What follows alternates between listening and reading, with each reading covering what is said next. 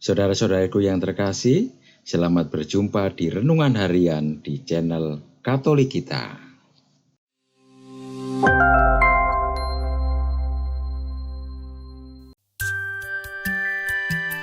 Hari ini, Selasa, 12 Maret 2024, Pekan keempat Prapaskah.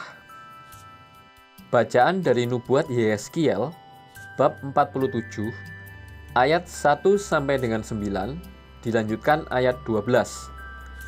Kata Nabi, seorang malaikat membawa aku ke pintu bait suci, dan sungguh ada air keluar dari bawah ambang pintu bait suci dan mengalir menuju ke timur, sebab bait suci juga menghadap ke timur. Air itu mengalir dari bawah bagian samping kanan dari bait suci, sebelah selatan mezbah.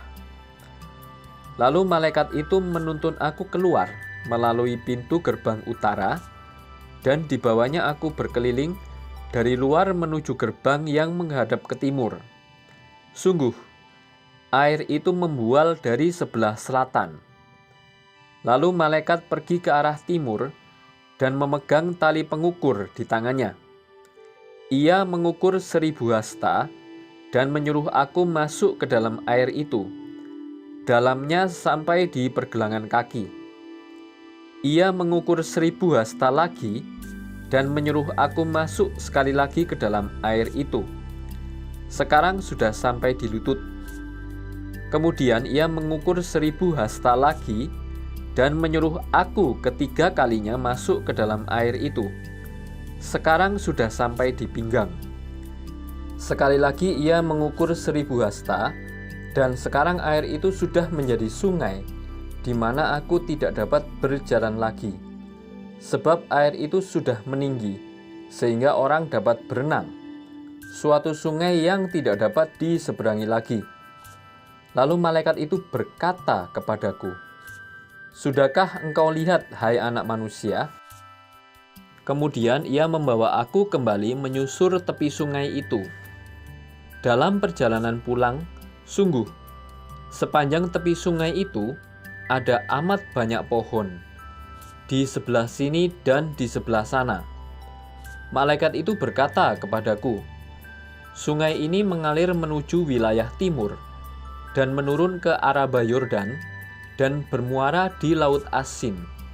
Maka air laut yang mengandung banyak garam itu menjadi tawar. Kemana saja sungai itu mengalir, segala makhluk yang berkeriapan di dalamnya akan hidup. Ikan-ikan akan menjadi sangat banyak. Sebab kemana saja air itu sampai, air laut di situ menjadi tawar. Dan kemana saja sungai itu mengalir, semua yang ada di sana hidup." Pada kedua tepi sungai itu tumbuh bermacam-macam pohon buah-buahan yang daunnya tidak layu dan buahnya tidak habis-habisnya. Tiap bulan ada lagi buahnya yang baru, sebab pohon-pohon itu mendapat air dari tempat kudus. Buahnya menjadi makanan dan daunnya menjadi obat. Demikianlah sabda Tuhan. Syukur kepada Allah. Bacaan Injil. Bacaan diambil dari Injil suci menurut Yohanes, bab 5, ayat 1 sampai dengan 3a, dilanjutkan ayat 5 sampai dengan 16. Pada hari raya orang Yahudi, Yesus berangkat ke Yerusalem. Di Yerusalem, dekat pintu gerbang domba, ada sebuah kolam yang dalam bahasa Ibrani disebut Betesda. Serambinya ada 5, dan di serambi-serambi itu berbaring sejumlah besar orang sakit. Ada di situ seorang yang sudah 38 tahun lamanya sakit. Ketika Yesus melihat orang itu berbaring di sana, dan karena ia tahu bahwa ia telah lama dalam keadaan itu, berkatalah ia kepadanya, "Maukah engkau sembuh?" Jawab orang sakit itu kepadanya, "Tuhan, tidak ada orang yang menurunkan aku ke dalam kolam itu apabila airnya mulai goncang. Dan sementara aku sendiri menuju kolam itu, orang lain sudah turun mendahului aku." Kata Yesus kepadanya, bangunlah, angkatlah tilammu dan berjalanlah. Dan pada saat itu juga, sembuhlah orang itu. Lalu ia mengangkat tilamnya dan berjalan. Tetapi hari itu hari Sabat. Karena itu orang-orang Yahudi berkata kepada orang yang baru sembuh itu, "Hari ini hari Sabat, dan tidak boleh engkau memikul tilammu." Akan tetapi ia menjawab mereka, "Orang yang telah menyembuhkan aku, dia yang mengatakan kepadaku, 'Angkatlah tilammu dan berjalanlah.'" Mereka bertanya kepadanya, "Siapakah orang itu yang berkata kepadamu, 'Angkatlah tilammu dan berjalanlah'?" Tetapi orang yang baru sembuh itu tidak tahu siapa orang itu, sebab Yesus telah menghilang ke tengah-tengah orang banyak di tempat itu. Kemudian, ketika bertemu dengan dia dalam bait Allah, Yesus lalu berkata kepadanya, "Engkau telah sembuh. Jangan berbuat dosa lagi, supaya padamu jangan terjadi yang lebih buruk." Orang itu keluar, lalu menceritakan kepada orang-orang Yahudi bahwa Yesuslah yang telah menyembuhkan dia. Dan karena itu, orang-orang Yahudi berusaha menganiaya Yesus, karena ia melakukan hal-hal itu pada hari Sabat. Demikianlah sabda Tuhan. Terpujilah Kristus. Yesus memberi perhatian khusus kepada orang yang telah menderita sakit selama 38 tahun. Perhatian ini bukan tanpa alasan. Yesus tidak mengabaikan yang lain, tetapi Yesus ingin menunjukkan betapa penantian si sakit harus segera dijawab dengan kesembuhan yang membawa sukacita. Yesus ingin mengajarkan kita untuk menjadi beriman tanpa kenal lelah. Sebab pada waktunya, Tuhan akan memberi perhatian kepada kita karena ketekunan dan kesetiaan kita.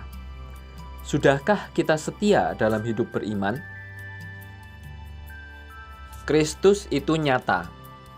Ada orang yang bertanya, apakah Yesus Kristus itu nyata? Apakah ia ada dalam hidup manusia? Ketika ada pertanyaan tersebut, tentu kita sebagai orang Katolik yang menjadi pengikut Kristus harus bisa menjawabnya. Yesus Kristus itu nyata. Alasannya ialah bahwa berbicara tentang Tuhan, secara tidak langsung kita berbicara tentang apa yang kita yakini dan kita percayai. Kepercayaan tersebut menuntut adanya sebuah pembelaan atau landasan dasar atas rasa percaya itu. Yesus yang lahir nyata dalam rupa manusia dan menghidupi kita dengan sabdanya. Sabda itu hadir dalam rupa sakramen-sakramen yang merupakan tanda dan sarana kehadiran Allah dalam realitas hidup manusia. Ketujuh sakramen adalah bukti dari realitas kehadiran Allah yang menyertai kita dalam hidup sebagai pengikut Kristus. Yesus adalah manusia dan juga adalah Allah. Ia dilahirkan menjadi manusia melalui Bunda Maria. Ia tidak dijadikan begitu saja oleh Allah Bapa. Hal tersebut membuat Yesus memiliki kodrat manusiawi dan kodrat ilahi. Kemanusiaan Yesus Kristus menjadi nyata dalam sengsara, wafat, dan kebangkitannya. Hal itu ia lakukan karena rasa cintanya pada manusia, sehingga ia rela wafat dan bangkit karena dosa manusia. Konsili Trente mengajarkan, Allah merencanakan Yesus untuk menjadi pemulihan melalui iman di dalam darahnya untuk dosa-dosa kita, dan tidak saja untuk kita, tetapi untuk seluruh dunia. Diambil dari Konsili Trente 1545 sampai 1563. Allah memilih Maria sebagai ibu Yesus bukan tanpa alasan. Sesungguhnya Allah hendak menunjukkan bahwa ia telah menyiapkan Maria sebagai perawan yang tak bernoda untuk mengandung Yesus, Sang Juru Selamat. Allah memberikan rahmat kepada Maria kesucian hidup tanpa dosa. Keistimewaan ini diimani oleh gereja sebagai sebuah rahmat yang membuat Maria terangkat ke surga, jiwa dan raganya. Oleh sebab itu, Yesus itu sungguh nyata sebagai manusia dan menjadi Mesias karena kealahannya. Hanya Dialah satu-satunya manusia yang tak berdosa dan satu-satunya penyelamat manusia. Yesus dan Allah adalah satu. Sejatinya mereka adalah satu pribadi, Bapa, Putra, dan Roh Kudus yang hadir dengan peran menciptakan, menyelamatkan, dan membimbing kepada keselamatan. Hal utama yang perlu disadari ialah Yesus hadir melalui sakramen-sakramen dan diterima melalui pertobatan serta iman menyadari kehadirannya sebagai penyelamat. Marilah kita berdoa. Ya Yesus, Tabib Ilahi, malam ini aku bersyukur karena perlindungan dan penyertaan-Mu. Aku mohon, jauhkanlah diriku dari kecenderungan yang membuat aku menjauh daripada-Mu. Ampunilah dosa dan pelanggaranku, sebab Engkaulah Tuhanku yang kupuji selamanya. Amin. Saudara-saudari yang terkasih, terima kasih atas kebersamaannya dalam renungan harian ini. Kita jumpa lagi di renungan harian berikutnya. Berkah dalam.